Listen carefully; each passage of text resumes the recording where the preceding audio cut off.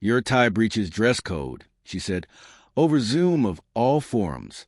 No lead-in, no softening. That clipped, dismissive tone sliced through my morning coffee. Her name was Dana Walsh, the new VP. She'd held the title 22 days. I'd been at the company 11 years. By the time the call ended, my badge had been deactivated, my calendar wiped clean. My name, the one on the Department of Energy compliance records, was removed from the registry overnight. She called it streamlining. I called it the opening move of a very long game. I met Dana 2 years before she became VP. Back then, she was a consultant. Polished, self-assured, all the rough edges buffed away by corporate training. She praised my discipline, my track record, my spotless audits. Said I was the backbone companies forget they need. We'd talk late about federal contracts, loopholes, and the craft of staying compliant while others cut corners. She listened intently, too intently. I should have known she was studying me, not learning from me. Her treachery began in whispers. One exclusion here, a missing CC there. Meetings move without warning. I'd walk in halfway, and she'd offer that apologetic little smile people use when they've already finished with you. The proof arrived one night as I was locking up. I noticed a print queue on the shared server. DOE 150M contract revision draft. My name was gone from the security section. Instead, under authorized agent. It read D. Walsh. That contract carried my signature months earlier. Only a named federal security officer could validate it. Erasing my name wasn't merely unethical. It was illegal. That night I stopped sharing coffee with her and started keeping records. I didn't yell, didn't storm to HR. I watched, I gathered. Every edit, every timestamp, every off-the-record comment was mirrored to a private drive only I controlled. When they walked me out, I smiled. I already knew something they didn't. Without my federal clearance, the Department of Energy wouldn't sign off on their audit. They assumed I was gone.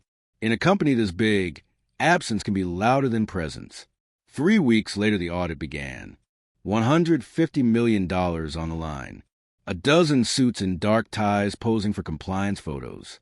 Dana presided at the head of the table. Calm, assured, radiant. I watched the live stream from home. They'd forgotten to strip my monitoring access to the internal cameras. Rookie mistake. Then the federal inspector, an older man with a measured tone, flipped through the contract binder. Everything appears in order, he said, then paused. Except, where is your named security agent for verification? The silence that followed could have shattered glass. Dana blinked twice. Her assistant fumbled. The CFO muttered something about administrative transition. The inspector looked up. You cannot proceed with this audit without the signature of the appointed security liaison. Who authorized this? Dana's face drained. We, had internal restructuring, someone offered. The inspector interrupted. That agent's clearance is still active. I spoke with him this morning. I smiled at my screen. Yes, he had. 2 days earlier, I'd sent the inspector an anonymous briefing packet. Every revision, every forged authorization, every altered timestamp. I didn't need to point fingers. The documents did the talking for me. By afternoon, federal compliance froze all contract payments. Dana's credentials were suspended pending investigation. That night, her LinkedIn quietly updated. Former VP. A week later, I got a call, not from the company, but from the DOE. They asked if I'd return as an external consultant for the review. I agreed with conditions. When I walked back into the building, she was being escorted out the same way I had been. No Zoom this time, just the soft thud of her heels on tile bouncing down the corridor. She glanced at me once and stayed silent. That silence was payment enough. People imagine revenge as fury. It isn't. Fury is loud, careless, messy. True revenge is surgical. It's waiting long enough for your adversary to hang themselves with the rope they stole off your desk. I didn't destroy her career. I reminded the system of what integrity looks like and what happens when it's sacrificed for convenience.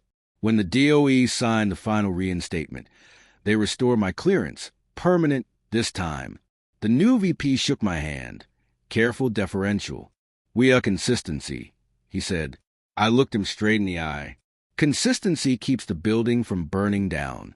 That night, I poured a drink, loosened my tie, and stared at the frame clearance badge on my desk. They fired me over a tie. I buried them with a signature.